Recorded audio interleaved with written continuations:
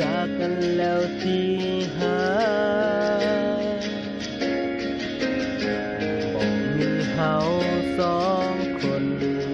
ต่อไปย่างไปตามเส้นทางที่ตัวเองเลือกที่จะไปตามทางของใครของมัน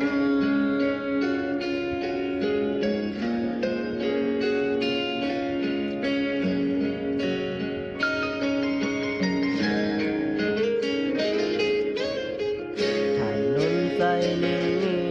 เหงาเหลือเกินยังจนสุดทางมีแต่เฮาคนเดียวแล้วก็จริงเข้าใจเงียบที่บ่มีใครเอามาจับหัวใจที่มีแต่ความอบอุ่นมันนุ่นแลมันทุกข์เงาคนเดิมแบบนี้มีทางที่ดีๆแต่กับอย่างนี้คอยเลือกทางผิดแล้ว